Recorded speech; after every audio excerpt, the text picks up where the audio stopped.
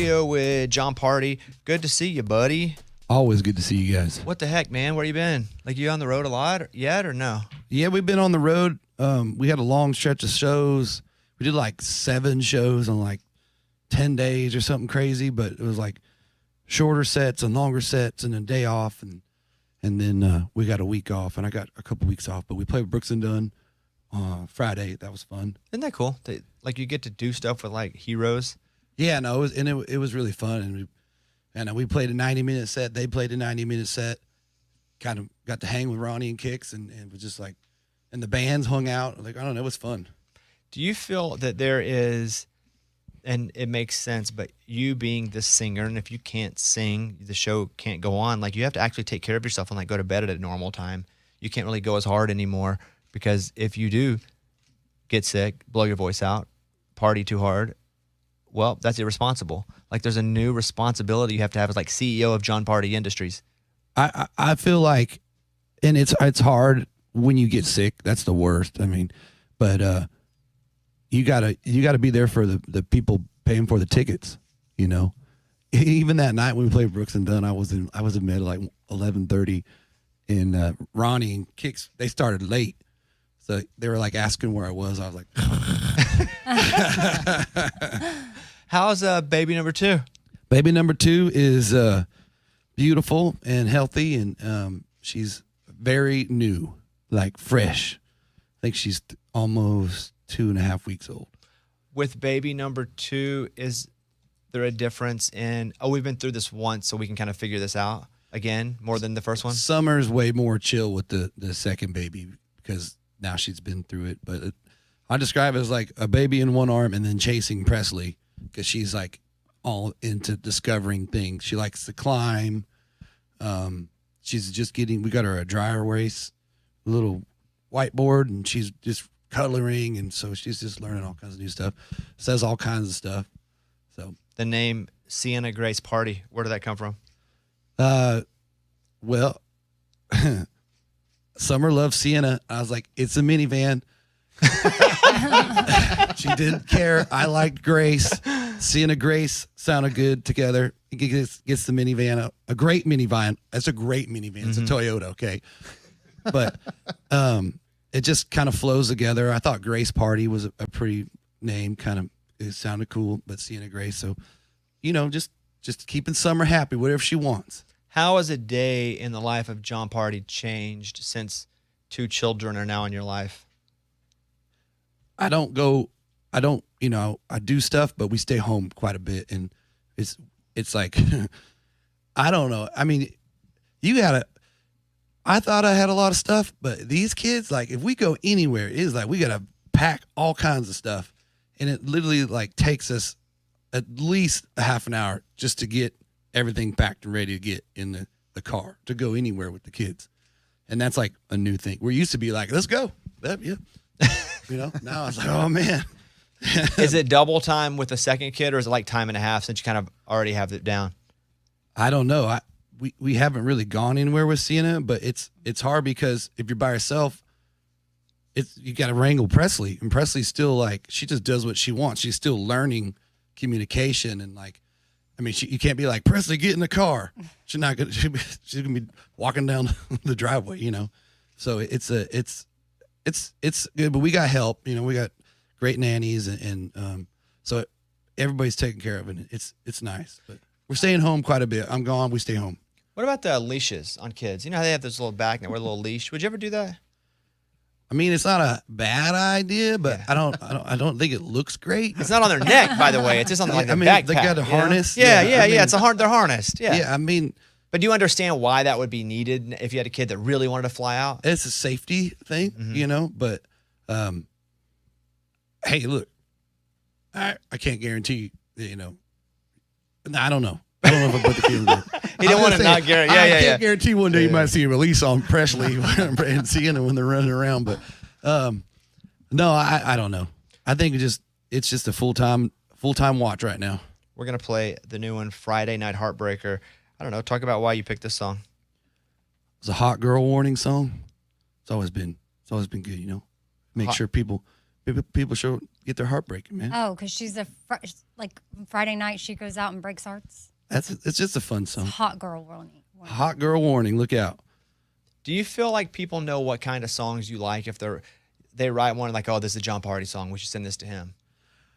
I don't know if they wrote this one's. It's just cool. It's got a spooky vibe to it, and it's kind of sexy, and it's just got kind of a thing to it that I gravitated to, and it's just cool, and it's a different song for me, and it's just fun, and it's got, I don't know, it's got that spooky minor chord to it, and it's just a fun song, and we still got fiddle and steel all over it, but for this new chapter of music, I mean, I worked with Jay Joyce, and we hit it off. Loved working with Jay, and it was just like a really cool, different sound. I mean, I feel like you can't just do the same thing in music. You gotta change it up, and it was nice to come in with a fresh, chapter of new music. And I thought Friday Night Heartbreaker is a cool song, and I thought it was a great lead off to the new project because it screams like, listen to me.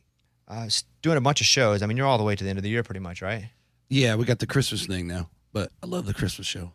Building that up. Yeah, I got the horn section booked. Yeah, that's going to be awesome. We got a horn bus. You don't want to ride on that bus. Nobody. The horn section rides with the horn section. I would imagine that is the least smelly of the buses. Probably the cleanest. The cleanest of the buses would be the horn buses. And so you're doing your Mr. Saturday Night. You're doing the Christmas shows. How did that go last year? I know you did a couple shows in New York, right? We did one in New York, and it was great. Yeah. And it was so much fun. The fans in New York would be bummed that we're not back in New York City, but maybe next year. Now we're going to the West Coast, and we got some shows in New Mexico and Texas. I chose casinos for the Christmas show because I feel like you always get a good theater that can. I mean, it's all about having a 15-piece band. That's the realist. There's a room. Yeah, there's always room in casinos, and people can travel. They can always get a nice hotel, and so I wanted to keep it that way for that. But in the Mr. Saturday Nights, all amphitheaters and arenas, and so we're excited. We're busy, but it's fun. How do you warm up your voice? Do you have a specific thing you do before a show to warm up your voice? Hot water, and then I'll have pre-recorded vocal lessons, and I'll probably do that for 10 minutes, like the gee gee gee gee gee gee gee gee gee. And you just try to match the pitch, or do you just do? I do the vocal runs. It's okay. And so sometimes it's like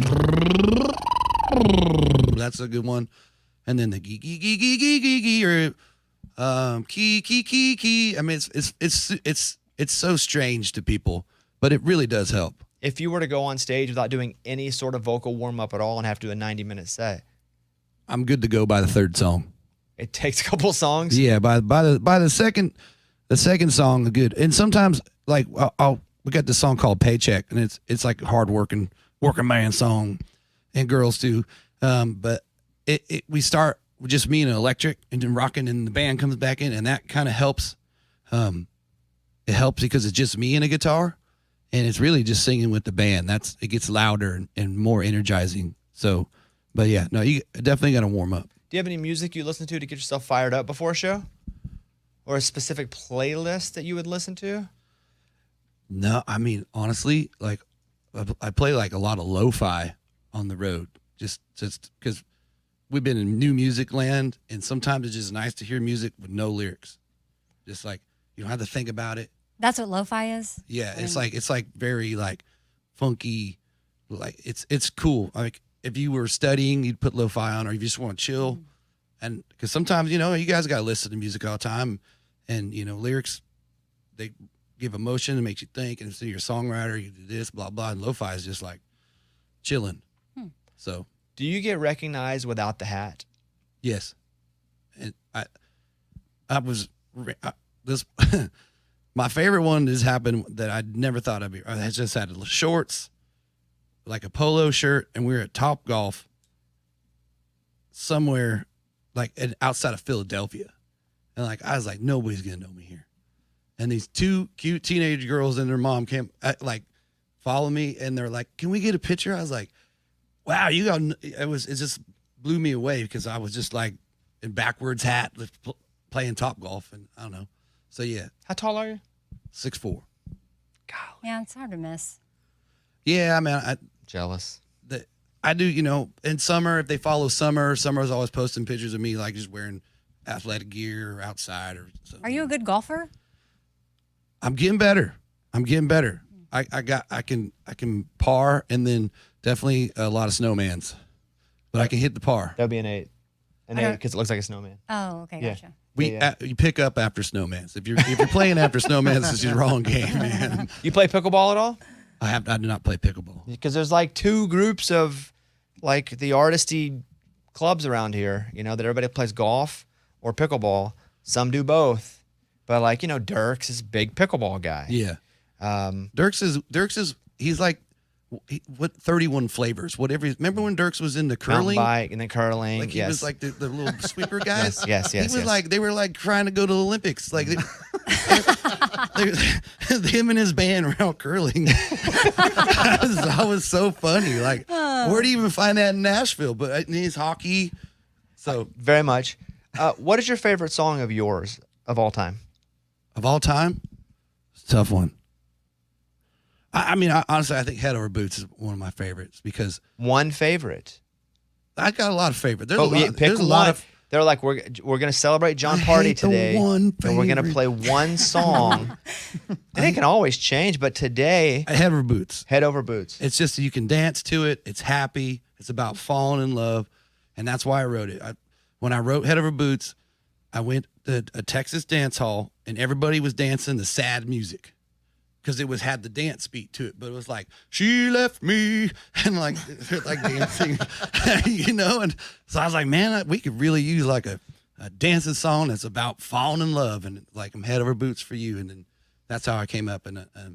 And for when you write music, and I feel like when we make music, we make music to hit people's emotions and like, you know, make them feel stuff. And for like my first number one and having that idea and wanting to make people happier while they're dancing, it's just a good moment. And we play that's the last song we play every night. What is your favorite song of all time? All these questions. It's a tough one. It's like if you're on an island, what one like an- album would you bring? Oh, that's a Or good it's one, like yeah. an interview. I know. Okay. Favorite song of all time. Mm-hmm. That's It's tough. It's very. That's very hard. Okay, let's do this. Your Mount Rushmore of songs. Do you need me to vamp while you think? That takes time. We have all of But it. you've never been asked what's your favorite song? Like, what is your if you were to come to me and go, what is your favorite song? I can easily go John Mayer, Stop This Train. I can go Blue Eyes Crying in the Rain, Willie Nelson. I can go Ain't No Sunshine, Bill Withers. Like, those are like my favorite songs of all time. And do I commit to those forever? I don't know, but right now, those are my favorite songs of all time. Okay. So we can switch it. Well, during this interview, you will not switch it, but the next time you come in, I will not hold you personally responsible for anything you say here. On the Road Again, Willie Nelson. Solid song. Got a great story behind it, too. He wrote it for his movie, and the movie was done, but he didn't have a song. And I think he, last minute was like, needs to be a song about being on the road. And it's On the Road Again. Wrote on the back of a paper bag on an airplane. And it was Yeah. such a legendary song, and I love that, doom, doom, on the road again. Starts with a chorus, too, which is Yeah. super interesting. They didn't do that a lot back then. All right, I That's- love that one. That's Number always one. been one of my favorites. Let's see. I mean, John Mayer's got some songs. Since it's, Stop This interview, Train, one of my favorite of all Hey. time. I'm gonna find another you. Yeah, That came out when we were golfing. It came on. I was like, damn, that's good. So that's one of my favorites. good one. Dun, dun, dun, dun, dun. It's very soulful. And then, My Girl. My Like Girl's one of my Temptations, favorites. old It's school? like, Okay. dun, dun, dun. You hear that? It's like, let's go. I know sunshine. So good. I think people will be surprised at the soul that you have in your voice because they know you're singing traditional country songs, but you have a lot of soul in you. Yeah. We got, and on the new record, we went after that. There's some songs called Gambling Man. It's very soulful. There's a father-daughter song called She Drives Away. It's beautiful. This new record is it's personal, but it's also, you still want to go dance at Billy Bob's. You still want to go downtown Nashville and dance around, and it's rocking. The new song is out. We played it Friday Night Heartbreaker. I don't know anything about an album yet, so we're waiting on that's coming at some point. The album is done, and Okay. we're just gonna say it's gonna be at the top of next year, like the first. One time it took like 9 years for a new album, so I don't know. Remember that time? It took like 9 years for an album. So I was like, hey, by the time this record come out, Zach Brown probably put 2 records out. the tour September 5th starts in Baltimore. 16 more shows on the Mr. Saturday Night World Tour. Everywhere is doing the Christmas shows again, and I don't know, man. It's really good to see you. Congrats on everything, and can't wait to hear all the new music. Thank you. No, I can't wait. It's like, Well, wait, guys, did you get to 4? Because Mount Rushmore's 4. He didn't. I said 3, and I think he just mimicked my 3. And I don't want to put him under any more pressure. He already was like, "You're putting too much on me. What is this?" And I said, "It's an interview." I wanted Hey, to clarify because I I didn't know if you knew how I many know. many people were on Mount Rushmore. another one is New York, New York by Frank Sinatra. Like you hear that, it's like dun dun ba na na na na na, and we played it at the Christmas show last year, and it was with the band, like the horns.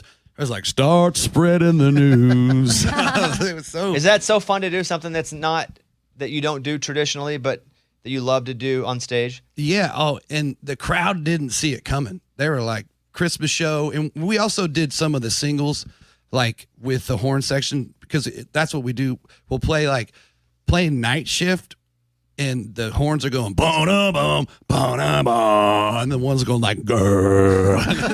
It's like, this is so cool, and it gives like, you get away from the Christmas, go back to the Christmas, and then we hit them with New York, New York, and like the crowd lit up, and we're in New York City at the Beacon, in the heart of the city, and it was just like the audience lit up, and they sang the whole song. It was a really special moment.